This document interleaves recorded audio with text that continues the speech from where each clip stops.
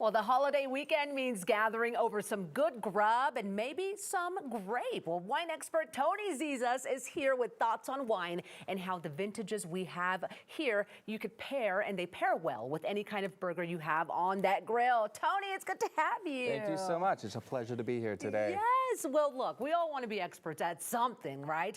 For you, it's wine. Why is that? It is wine. I grew up on a ranch in Wyoming, and at the end of the day, it kind of takes me back to my agricultural roots. I mean, wine starts off as grapes, right? And then it turns into something fancy, and you know, I love that evolution.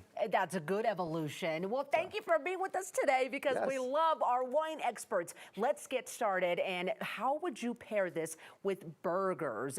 Let's start on the unconventional side. Say we've got a veggie burger, for example. Yes, veggie burgers, they can range from all across the board, right? You have some quinoa burgers that are a little bit kind of on the more neutral side to some like Southwest bean burgers and everything in between. So let's go with something punchy. Let's go with something intense. Let's go with Sauvignon Blanc from New Zealand, right?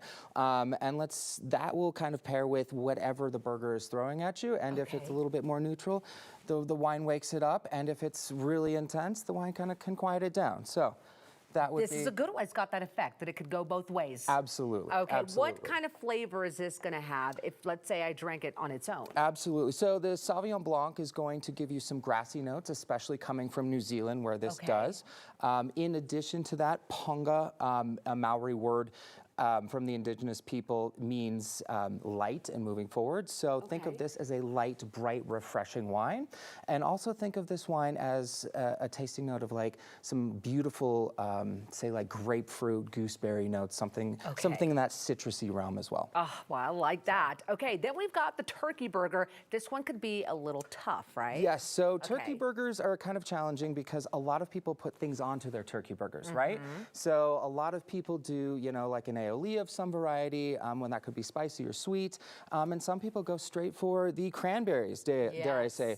So Valpolicella, from the just slightly west of the Veneto, this area is interesting because it's from the land of the cella. So Valpolicella, valley, poli, malty, and cella, land of the malty cellars area, so to speak.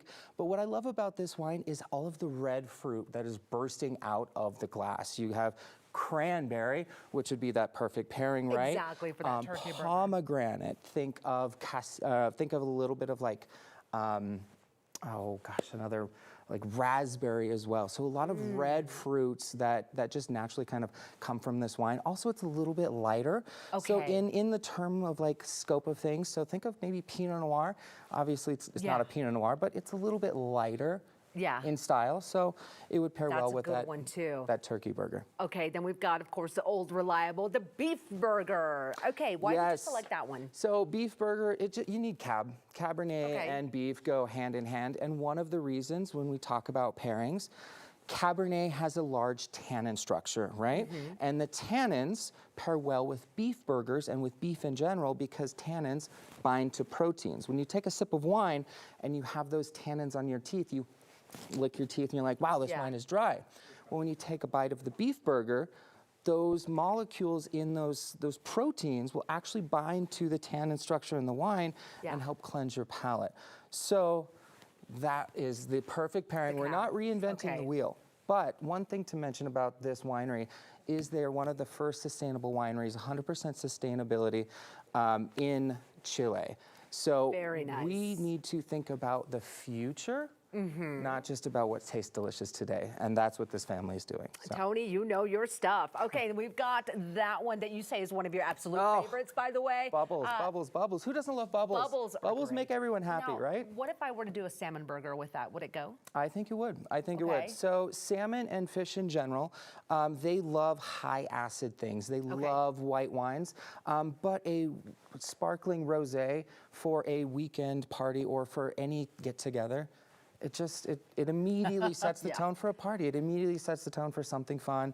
And the Grambec does it for us. That's the one that I would take But thank you so much for being with us My today. pleasure, It's my Tony pleasure. Zesas, everyone.